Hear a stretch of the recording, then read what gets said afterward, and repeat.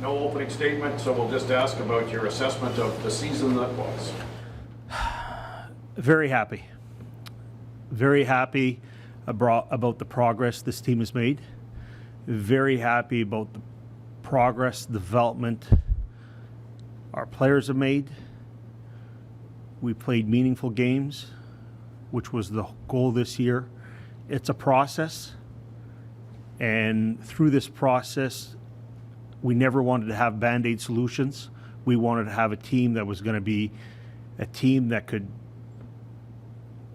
every year when we drop the puck, feel that at some point in time we're going to contend and be a really good team in this league.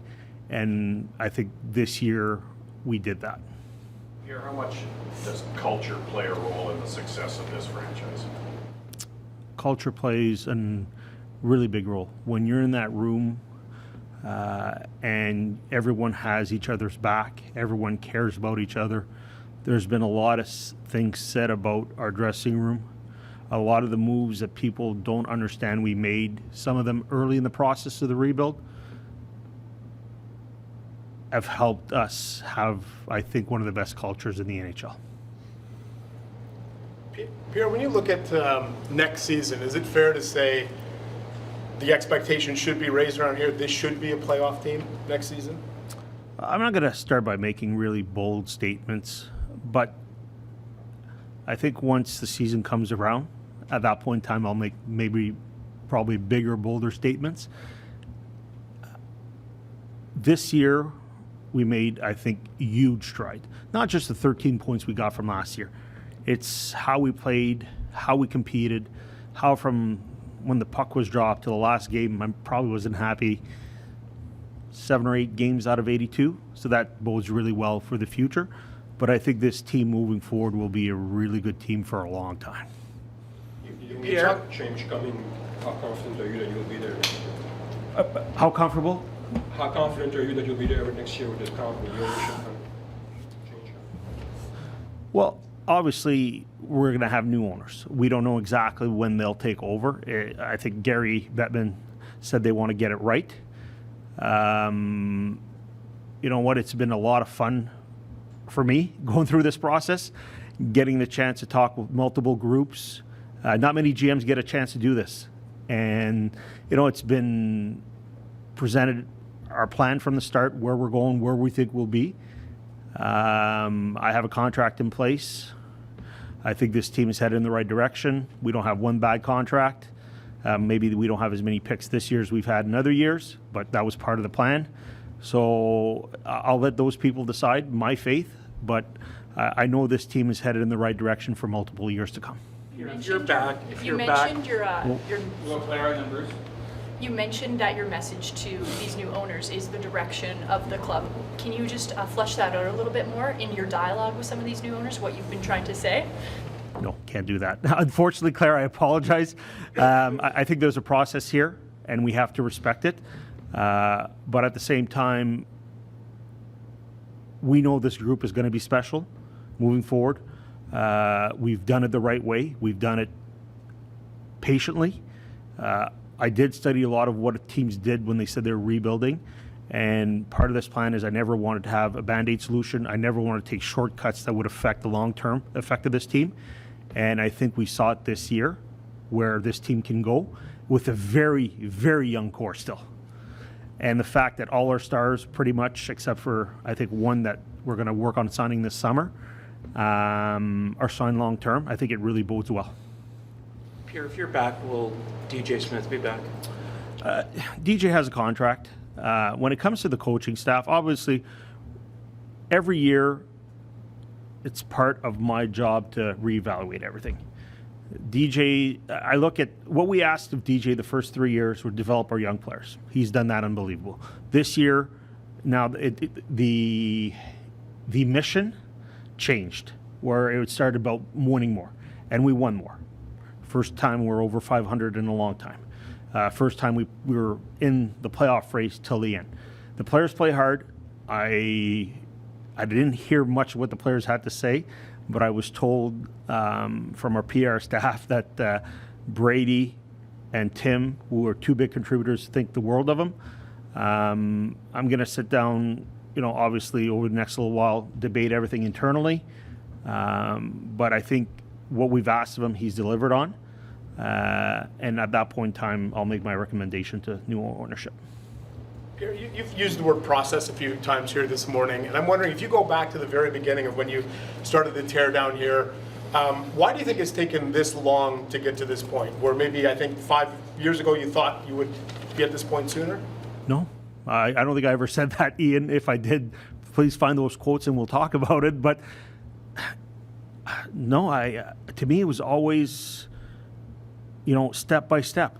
We made trades that people were shaking their heads at that I knew they were for the culture of the young players. We made trades or acquired players early in the process, so I made sure that Timmy wouldn't get run out of the rink when he was a rookie. Whether it was toughness, character. This year we went and acquired, I would say, higher-end free agents and higher-end trades. If you looked at, we made certain trades when the rebuild was for acquiring picks, younger players. We made trades and free agents acquired this year was more to start winning. And, in the Giroux, DeBrincat, Chychrun mold. So we never want to take a shortcut. If you take shortcuts, then you feel like you're taking 3 steps forwards and then 2 steps back.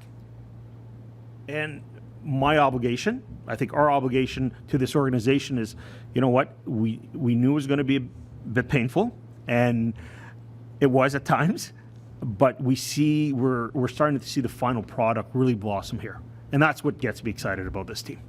You said you would. You said on the radio recently you would qualify Alex DeBrincat if you didn't sign him long term. What's your comfort level or confidence level as far as signing him? Well, we know he'll be back for 1 year, and then we'll go from there. We had a really productive meeting. When we do exit meetings, I always do them with the coach. I always believe it's like a father and mother. Sometimes the kids tell you something different to one to the other, so I believe we should be on the same page. So he talked. He said, we talked during the season to his camp, and they indicated to us we want to see where new ownership was going to go, how the team was going to go.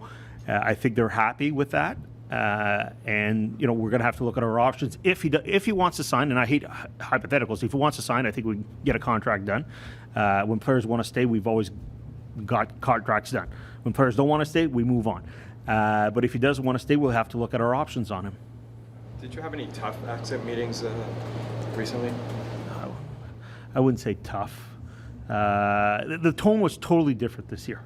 The tone was totally different. The players themselves know that we took a big strides this year. They know we're ready to take that next jump, get to that next level. So the tone was totally different from where it was last year. Last year, I really appreciated what Brady and Thomas said, and I wanted to tell them, and I shouldn't maybe be making jokes. I said, did I check all of the boxes that you guys want? And I think we did, but I think it's up to them now. They know that. They know compared to where it was a year ago when we had exit meetings. I think the tone was totally different. They know what the goal is. They know where they want to go. They know their growth. They're still very young, but they know that they can achieve that. And we still got to make a few little tweaks here, but overall, it was totally different this year. What's your evaluation of the goaltending situation? Well, I not that I want to talk specifics, but your goalies, you have 2, 3, 4, 5. So we ran into some injuries this year. I don't know where our save percentage was, but it wasn't what I expected it to be. Cam Talbot will not be back next year. We had a good discussion. Not that I want to get into details. We offered him a 1-year deal in January. They wanted a 2-year deal. No progress was made. So, not that I want to put everything out there, but I think our fans have the right to know how the process goes. And we're so far apart on, we wanted 1, they wanted 2. We were so far apart on AAV that we knew. But what Cam did here is Cam brought a great work ethic, brought stability. When Levy played his game, Every time he came back to the bench, Cam was talking about players, what they were doing. We took when we made this trade, we took a calculated risk, and and now it's he's going to move on to most likely another team. He's still got some good hockey left in him, and as a human being, he's a tremendous human being. But and with Anton, if you do a little bit of history on Anton, the game he got hurt, he'd won his last 4 games. Last year in the second half, he was one of the better goalies in the NHL. So when we talked to Anton, DJ and I, we talked about maybe changing his training, coming here earlier, because he's had slower starts in his career in the first half. So Anton Forsberg will be one of the goalies next year. The next one the other guy will be either internally, through trade, or through free agency. Pierre, Matt Sogaard ready for He's one of the options. There are 3 ways we're going to get a goalie. Through internally, that would be Matt's. I don't think Levy's ready to, even though he played great in that one game, I don't think he's ready. And then it's either through a trade or through free agency. Pierre, just you meant Nick Holden told us Yeah. he won't be back. Can we just go through your unrestricted free agents, Hamonic, Watson, Brown, and Brassard? Okay. So let's start with Brass. We had a really good talk with Derek. With Derek, we're going to see what happens through the summer through his injury, because it was a pretty significant injury. We've left the door open for him to come back next year, same situation as this year. So on a PTO, go through camp, see if he can play, because that injury was fairly significant. Nick Holden will not be back. Nick was tremendous character in our room, gave us 2 good years of hockey, but with the depth we have coming up on our defense corps, we feel it's time for whomever that might be. Austin Watson, we shouldn't close the door. We would probably look at maybe a 1-year deal, and I think he's looking for a bit more term. On Austin, I want to thank him too in case he doesn't come back. The guy played with a broken foot, a bad knee, and he couldn't even move, couldn't even walk. He's a tremendous shot blocker. He makes people accountable in the room. What he's gone through in his life, I have the utmost respect.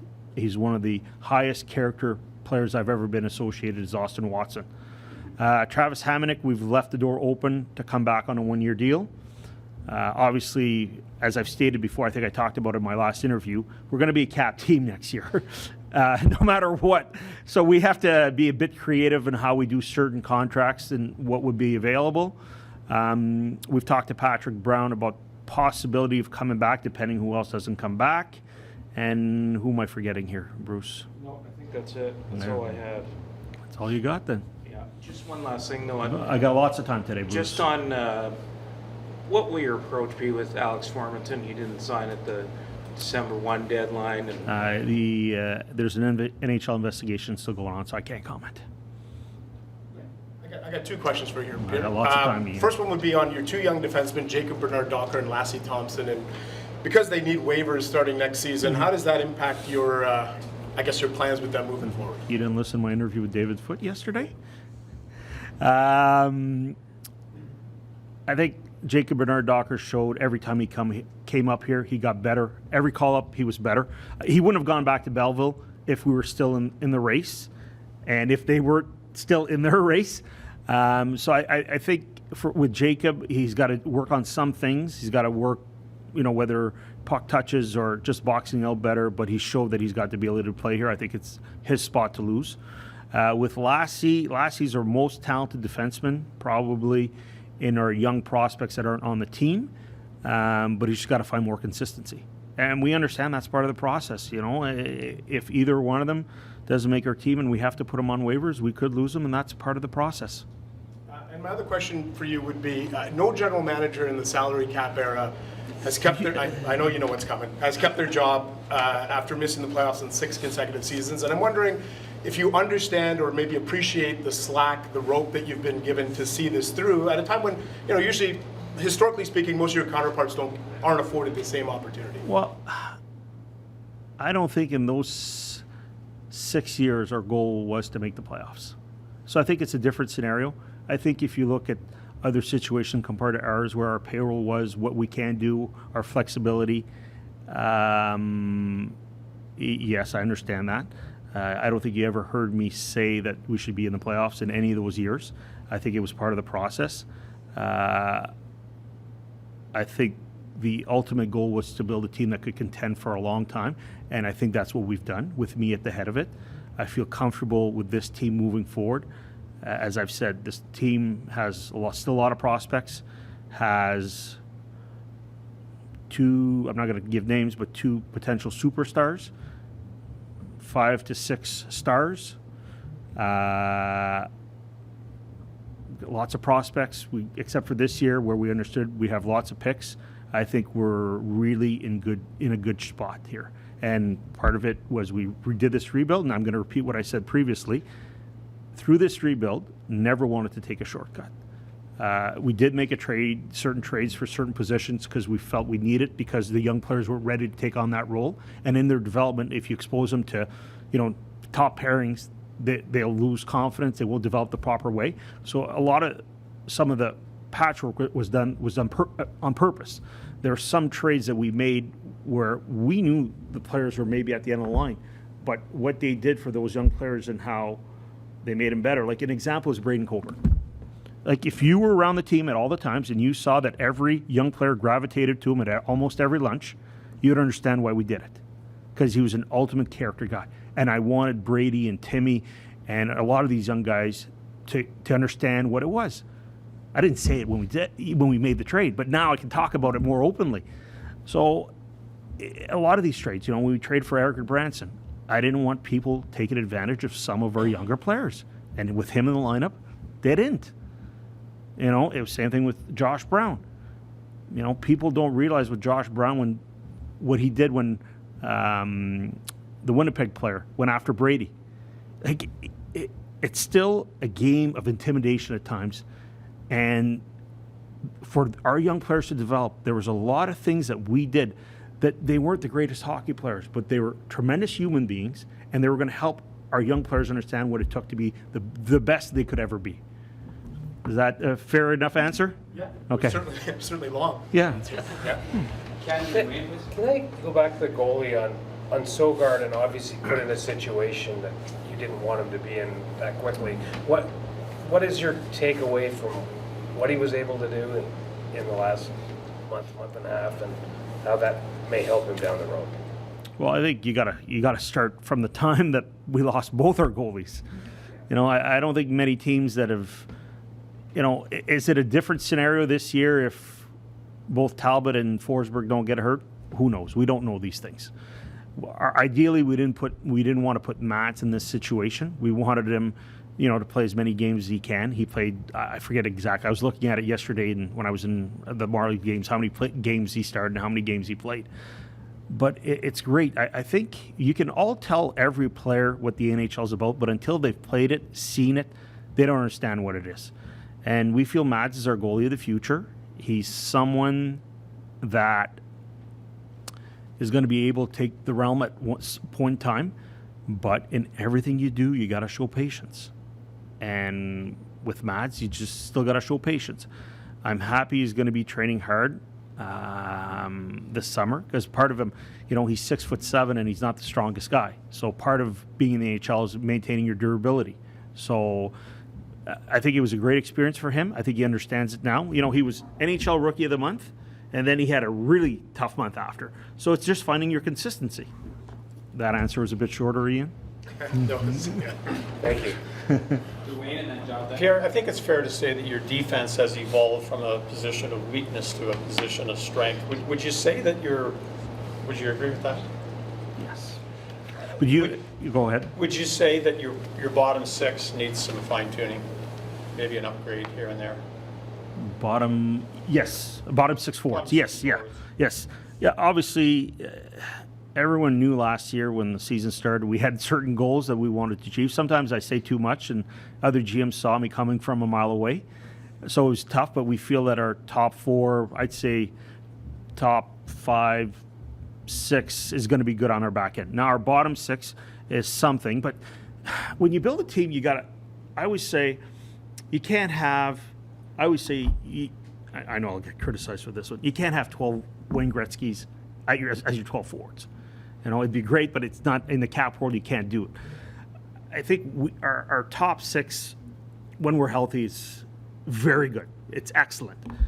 But you also need guys to, top six produce offensively. Ideally, you like to have a top nine that can produce offensively, if not a top 12. But at the same time, you need to have your bottom three, your bottom six to be able to check very well, stay above the puck, prevent other teams, matchups.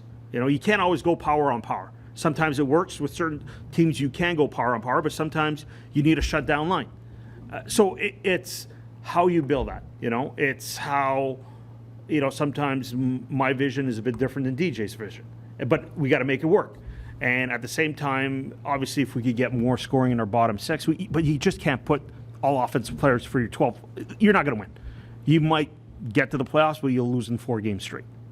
So it's making sure we find the right players, roles. Everyone has their proper roles. And I think that will, the way Shane has grown this year, he can be a third line that can score but can also match up, especially as the season went on, how he controlled more, he was stronger in the middle of the ice. That could be something that we look upon next year. But, of course, we need to improve. On the wing, do you feel you need just more scoring or maybe a little more grit and more, like a little bit of both?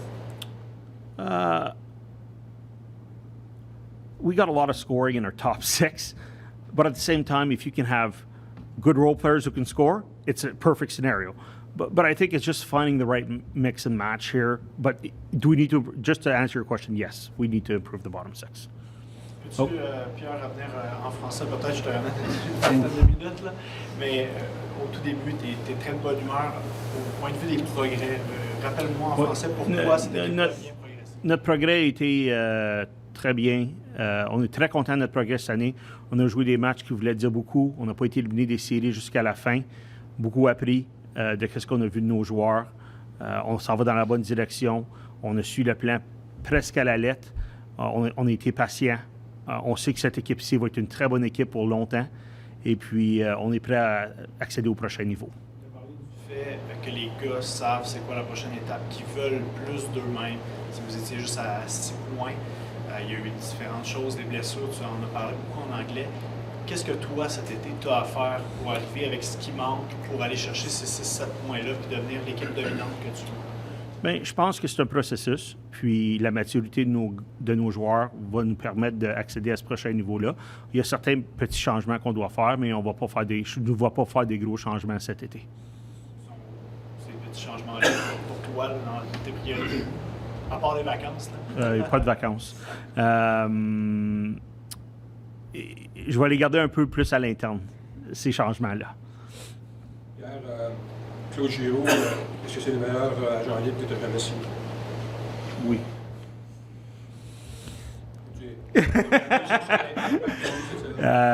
Claude était exceptionnel. Hors glace, a aidé Brady énormément. Sur la glace, il y a eu 35 buts cette année. Il n'a jamais dit un mot. Il a joué sur le deuxième avantage numérique. Il a été un gars d'équipe. Il nous a permis à aller, je pense, a permis à nos joueurs et à l'équipe de frapper un autre niveau, puis il va nous aider à aller à un autre niveau par la suite. J'ai juste des bonnes choses à dire de Claude Giroux. C'est meilleur qu'on s'attendait, puis il veut gagner. Je pense qu'il est très content de la direction de l'équipe, mais tout le crédit doit aller à lui. À le bout du spectrum, à quel point tu étais déçu de Mathieu Joseph?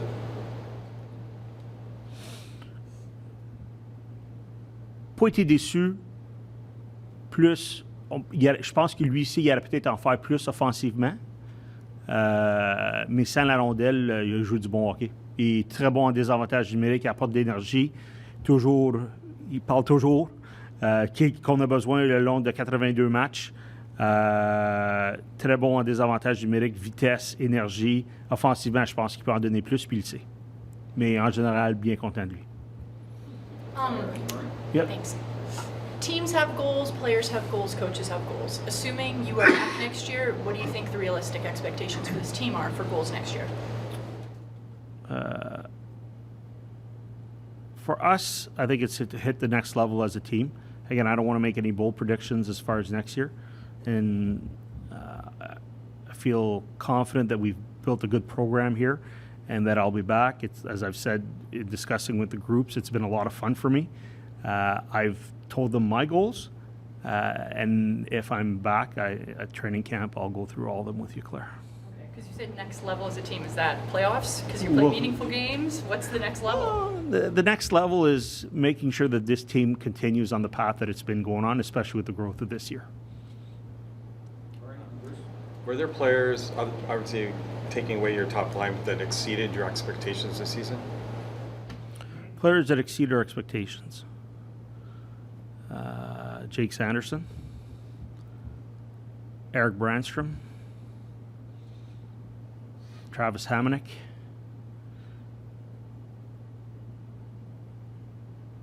Shane Pinto.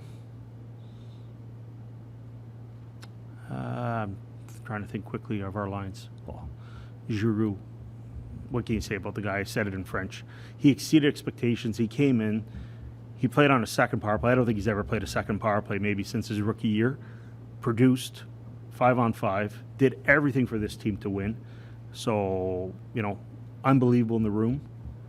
I think Timmy's taken a step that he's a superstar now. I think Timmy will be a top 5 to top 10 player in this league. He's 21 years old. He's pretty good. So there's a lot of things. A lot of players wouldn't say exceeded, but some of them, it's what we expect out of them, but they took it upon themselves to better themselves. You, Wayne asked you about your bottom six. Would getting Norris back help your slotting there and help improve that bottom six from within? Obviously, with Bruce, getting a healthy Josh, it would definitely help our bottom six because Shane drops probably in the spot that he should be. It makes you really strong down the middle with those three.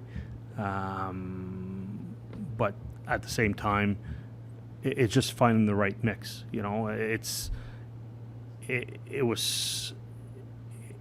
But it did help. Like people forget, you look at Josh Norris. Josh went up against, that year that we won't play the Canadian teams. So Josh Norris went up against Peterson, Miller, Horvat, McDavid, Draisaitl. I know they play the wing. Backlund, Matthews, Tavares. And the next year he comes back and scores 35 goals. I think for Josh, for Shane to go through that same experience where he went, I think it's only going to make him better next year. So to answer your question, I think it just solidifies our bottom six. My last point is, I know our fans have been patient through all of this. I think for us, the biggest stride we took is that we got to see how our players responded in playing really important games down the stretch. It showed us a lot, showed me a lot. I think it showed our coaching staff a lot, and I think that can only make us better. You never want to use injuries as an excuse because it helps you. I think facing adversity makes you grow, and we face a lot of adversity, I think, in the last few years, and I think it's only going to make us grow for the long term.